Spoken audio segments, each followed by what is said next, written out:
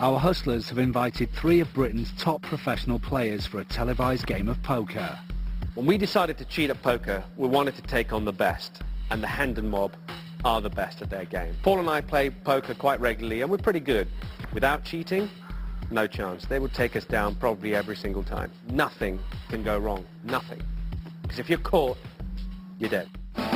Meet our 3 pros.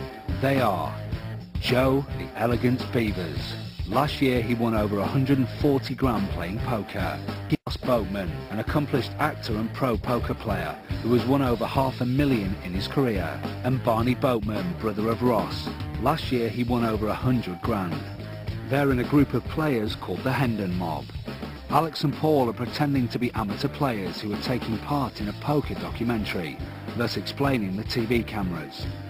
In fact, both Alex and Paul are not amateur players, but are excellent poker cheats. Paul is an accomplished magician and one of the world's most expert gambling cheats. He has trained for years at card cheating and can literally deal himself any hand he wants, when he wants. This is the poker scam. So, the poker game has begun, and they have already played a few hands where the Hendon Mob have been winning.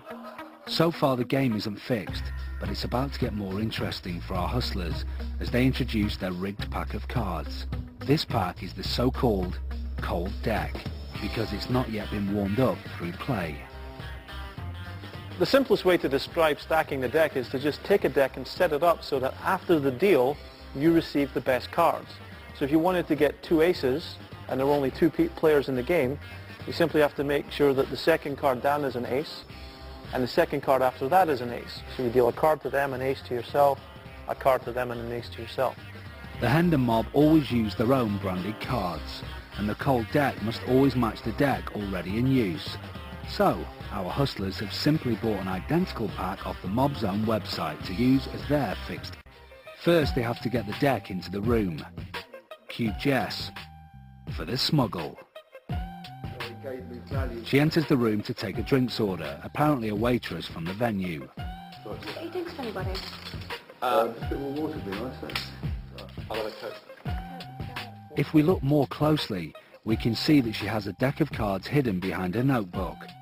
This deck's been pre-stacked by our hustlers, and they need to get hold of it to start playing their fixed hand. Paul's hand is in position, waiting to receive the deck. Will she manage it? Yes, perfect. The cards have dropped safely into Paul's awaiting hand. He is now in possession of the rigged deck. But next, Paul has to get them up onto the table and into play. To do so, he needs to swap the existing deck with the rigged deck in his hand. How's he going to do this? It's time for the switch. This is where it all started. Yeah. Again, Jess is on standby to aid him. She's back in the room to serve the drinks.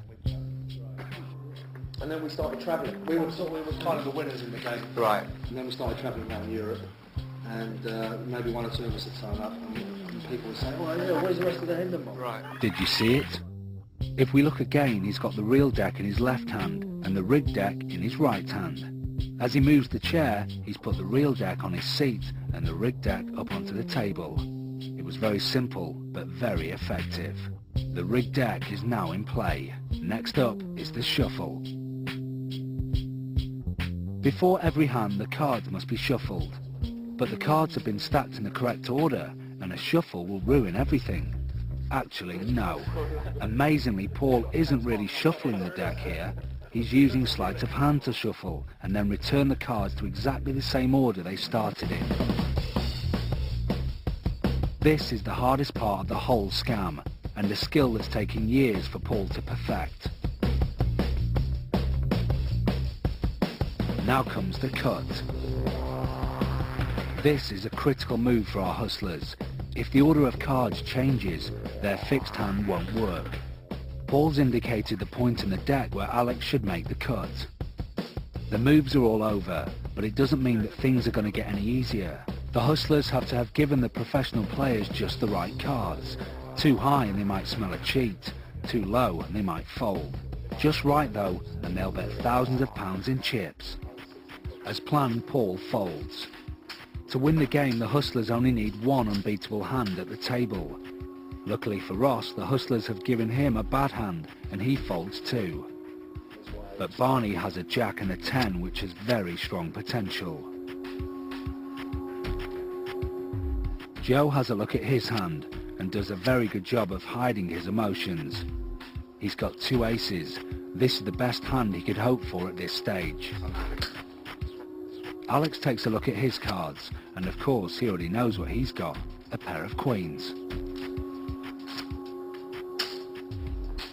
It's 1,300 on top. The Hendon mob have just put down £1,300 each, and they've still got 5 cards to see. They've definitely taken the bait. Will the next 3 cards reel them in even more?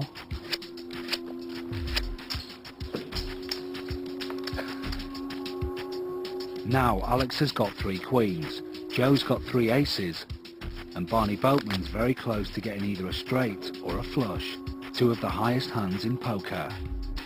2,000.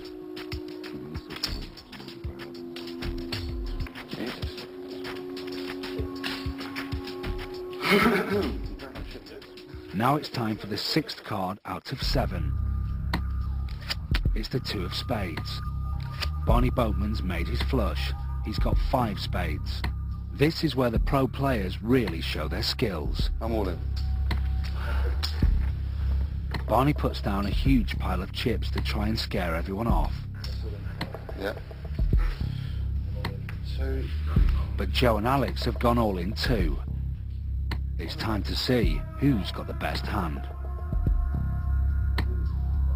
It's too close to call. Everyone thinks they've got the winning hand, but if the Hustlers have succeeded with their plan, this last card will be a spade, and Alex will make a flush, beating everyone at the table.